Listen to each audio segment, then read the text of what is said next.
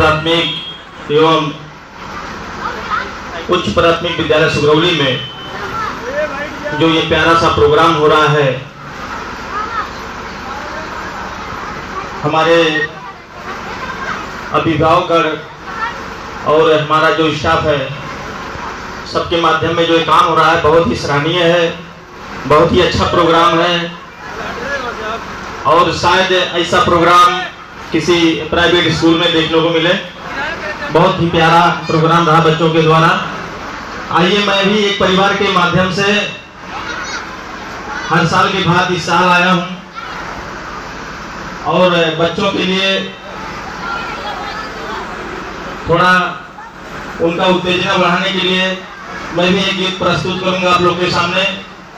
और यहाँ पे जो भी अभिभावक आए हैं, बच्चे और हमारा स्टाफ, सभी को स्कूल परिवार की तरफ से बहुत बहुत वंदन, अभिनंदन, स्वागत है। आइए, प्यारा सा गीत। जैसे हमारे देश को आजाद होने में बहुत संघर्ष करना पड़ा है, वीर सैनिकों ने अपना बलिदान दिया है, तब आज हम आजाद हैं।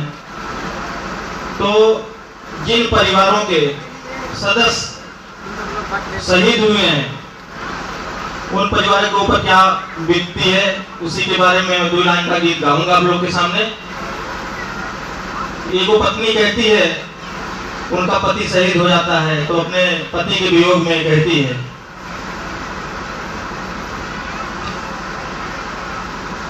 हो कैसन भीड़ लगल बा, हो कैसन अरे भीड़ लगल बा, बहरवाए बलम जी, अरे तिरंगा में लिपटल अइला घरवाए बलम जी, तिरंगा में लिपटल अइला घरवाए बलम जी।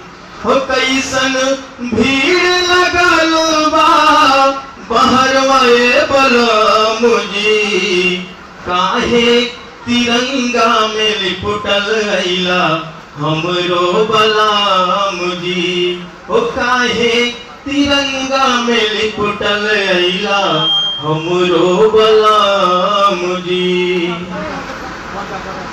चूड़ी खंगनवा खन के गोरे रे कलाई में, मागी के सिनुरवा के बा चटकल ललाई रे, अरे चूड़ी कंगनवा खन के गोरे रे कलाई रे, मागी के सिनुरवा के बा चटकल ललाई रे। हे उठा हो नजार भर, अरे उठ के निहारा हमर सिंगरवाए बलम जी, अरे उठ के निहारा हमर सिंगरवाए बलम जी, काहे तिरंगा में लिपटल अइला हमरो बलम जी, काहे तिरंगा में लिपटल अइला हमरो बलम जी।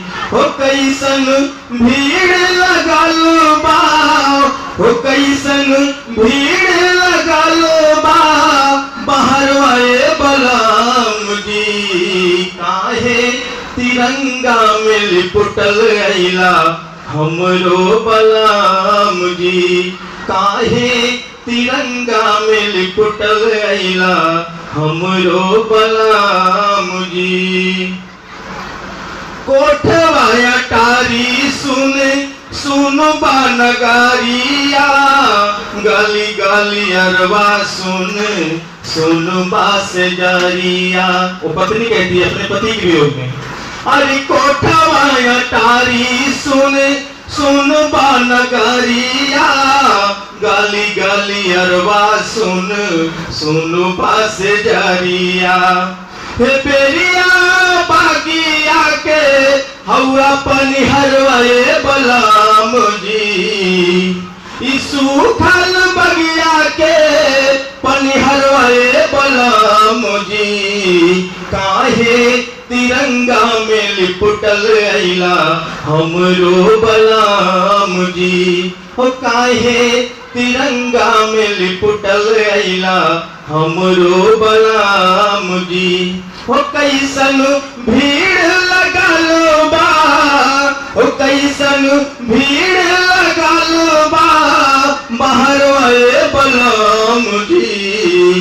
काहे तिरंगा में लिपटल अइला हमरो बलराम जी। काहे तिरंगा में लिपटल अइला हमरो बलराम जी। काहे तिरंगा में लिपटल अइला हमरो बलराम जी।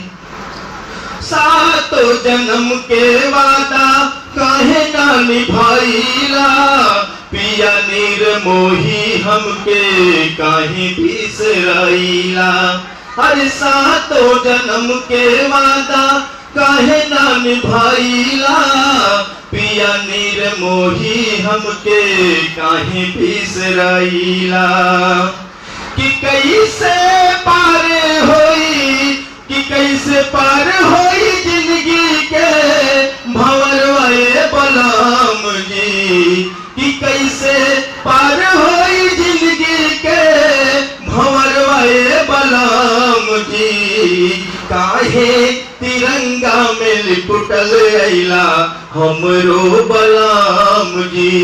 काहे तिरंगा में लिपटल अइला हमरो बलराम जी। कि कैसन भीड़ लागल बाटे हो बाहर आए बलराम जी। कि काहे तिरंगा में लिपटल अइला हमरो बलराम जी। काहे तिरंगा में लिपटल अइला हमरो बलराम जी। बहुत बहुत धन्यवाद। आइए बहुत अच्छा गाना प्रस्तुत किए हमारे